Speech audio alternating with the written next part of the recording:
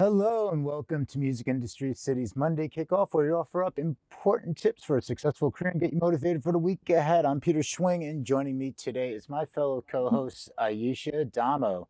If there's something you'd like to chime in about, join us in the chat or leave a comment below. And might stick around for an after show if you're in the chat, especially over on YouTube and on Twitch. You can join in like a real-time chat and talk about what we missed. So.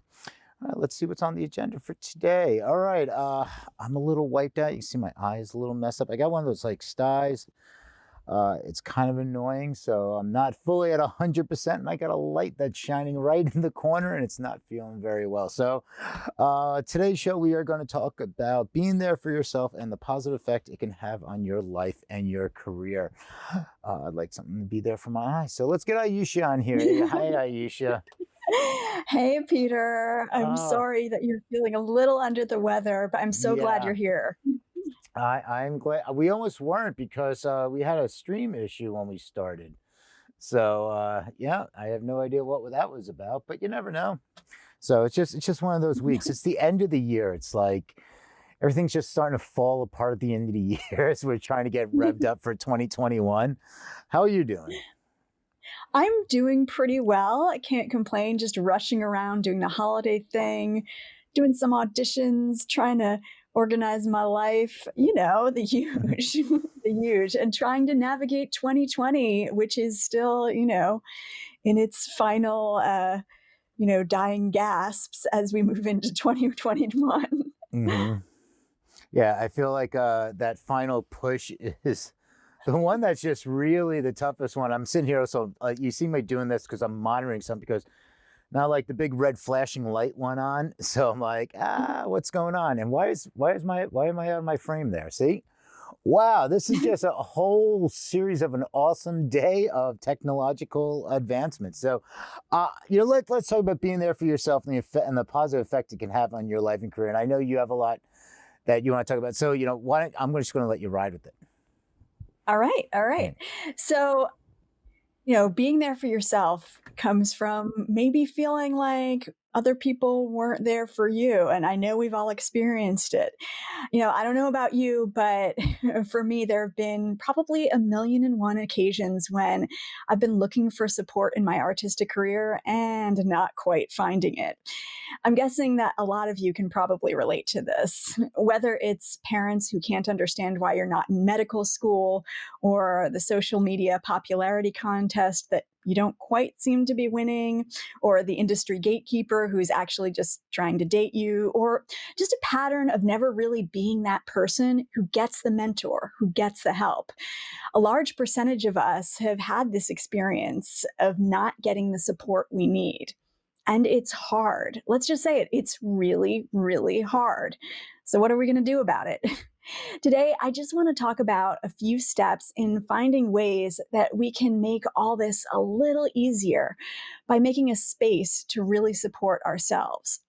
And I think the first step in that process is recognizing those people in your life who simply are never going to be the source of the support you need.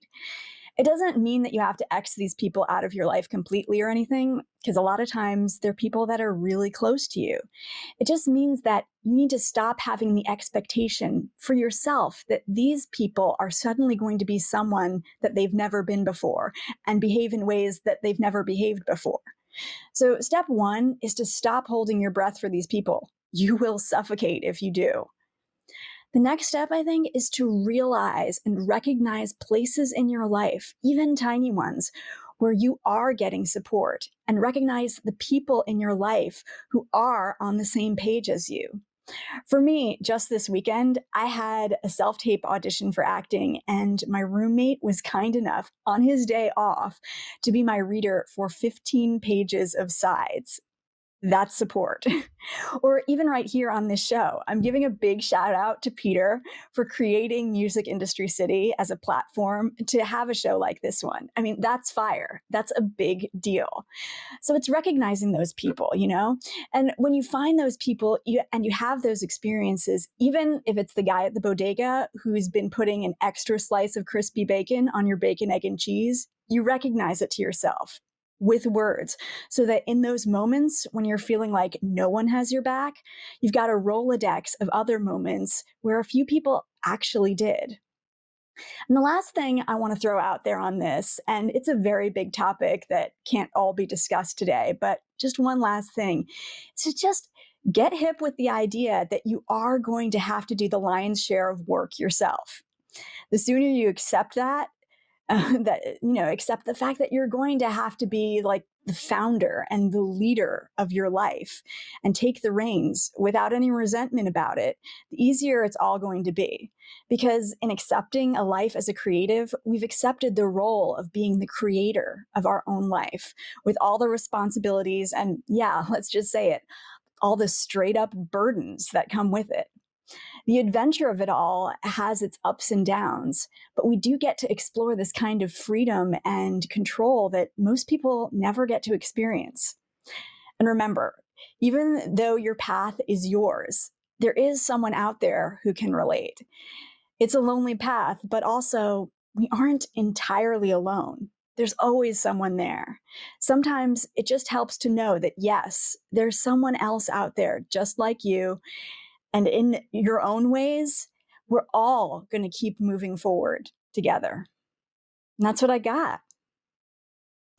Right on, right on. Yeah, I mean, there's, and I can tell you from, running a few businesses in my time, it's like you'll never, even if you bring on a partner, they will never be as passionate as you are about your vision.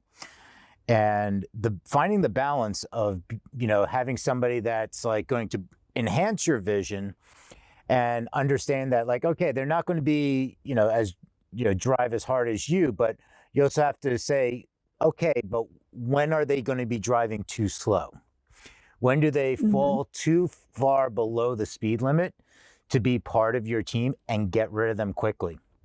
And that's a big thing. I saw an article, I can't remember who it was. It was just the other day.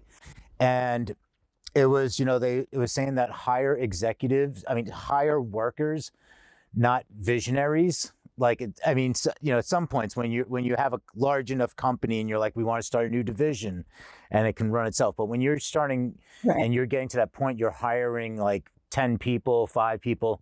Don't hire visionaries for your company. Hire people that are going to get the work done. Because if you bring on somebody to, like, they were saying that you bring somebody on and they're like, oh, well, I have this grand idea, and they're thinking their own entrepreneurial mindset within your company. And while they might be brilliant, that's not taking your company where you want to go. Right. So, It's like kind of like back in junior high, like in biology class, you had the lab partner. And, there are those of us who were always the lab partner that did the entire project. Those are the people you want to find. Like, you want to find those other people that did the whole project, because you're going to work well with them and they're going to bring it the way that you bring it. And sometimes, what you're saying about, yeah, there's a time for visionaries and there's a time for people who are just going to mow forward and do the thing with you. Absolutely. yeah, well, in high school, as my chemistry lab partner, we actually just didn't get along, so we fought.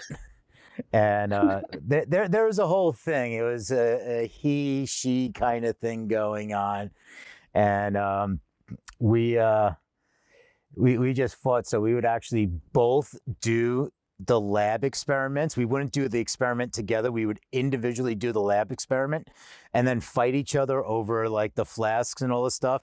And then we would sabotage each other's experiments.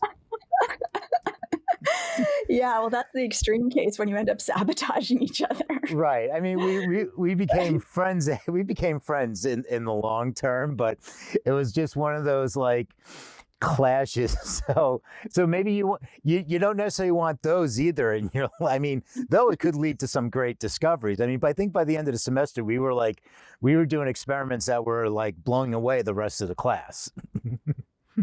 Well, yeah, you never know what's going to come out of those, different interactions, but it's Mhm. all, just knowing what you're dealing with, knowing what you're dealing with different people and being able to say, okay, this one is this and that Mhm. that situation is that.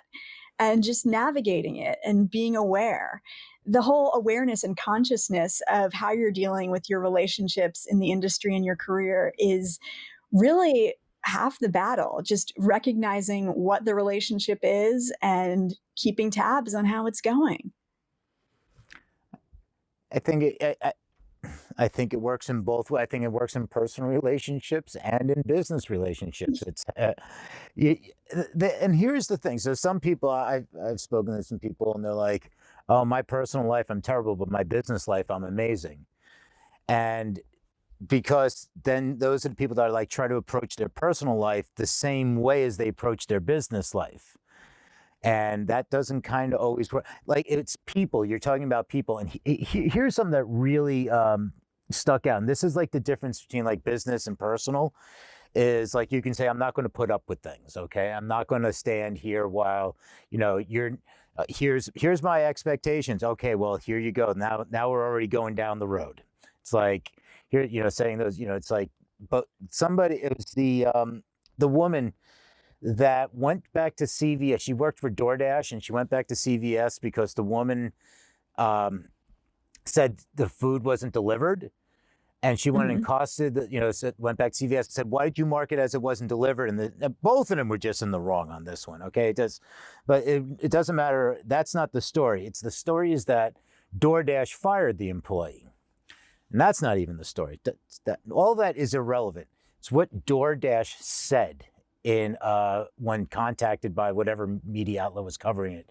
DoorDash said, we don't stand for our policy and blah, blah, blah. So we had to deactivate the driver. Let's look at that word there. Mhm. Deactivate. You're talking about a person. How exactly do you deactivate a person? Yeah. That's the It's very. Yeah. And I mean, I still want to, I still have to do a tweet about this because this is one of those that really is just like, use your words, but use better words. It's like, is the person a robot? Is it a computer? You deactivate. It's like, but those are the type of things that's understanding that business and personal is two different things, but also business, you're dealing with personal people. You're dealing with, people. And that's something to remember.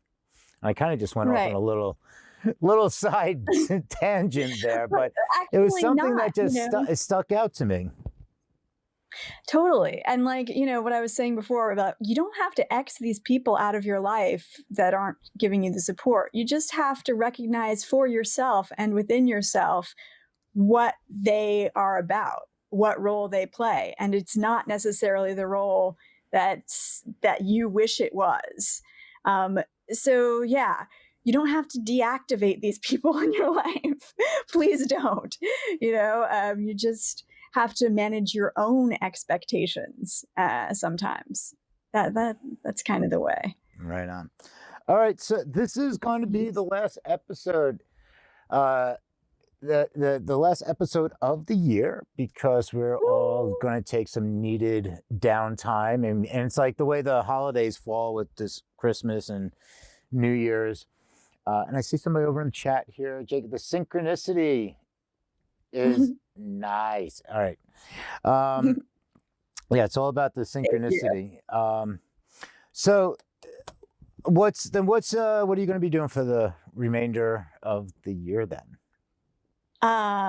Dealing with holiday stuff, going very safely to visit my parents, who are not far from where I am. But yeah, trying to do things safely. And, I always make my holiday breads. There are these pumpkin breads that are very famous in certain circles. So I'm going to be doing a lot of bread baking in the next week or so, and that will be fun. And, of course, my creative stuff that I'm always doing every day of my life, like you are. So I relate to everyone out there in the hustle, Right. doing the thing. And also, I try to have a life. It's good to have a life too. It affects your art, and it's important to just take some time, do some baking, take a walk around the block, go for Mhm. it. Right on. Well, it sounds like you have going to have a nice end of the year, and I look forward to picking this back up in 2021 with you. So lots of great stuff. Absolutely. And thank you everybody who's been tuning in. And if you want to, continue the conversation, we're going to be doing a lot more of these live get-togethers. So if you go to musicindustrycity.com and you just register for free, we're going to be doing a Zoom holiday happy hour in the next couple of weeks.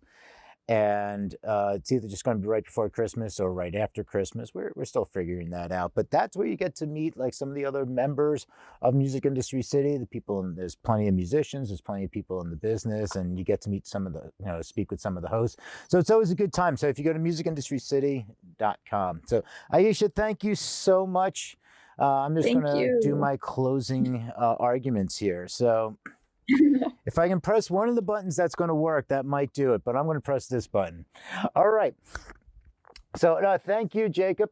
Jacob's over in there in the chat. So Jacob, stick around if you want. After I roll the credits, we're going to hang out. Yisha and I are going to be back for like 5 minutes. So you can chat really quick. Anyway, that is it for today. If you like what you hear, ring that notification bell, hit the subscribe button. I am so out of it right now. I'm just trying to like muster any energy. Like I can really barely see out of this eye with this light here. So, basically we're going to be back tomorrow for Tuesday Talkies, Wednesday News, Thursday is New Thoughts and Freeform. And this is the last big week of programming. So make sure to check it out. Musicindustrycity.com is where you can go check things out. And once again, thank you to my co-host, Ayesha Dama. We'll be back right after the break. Thanks.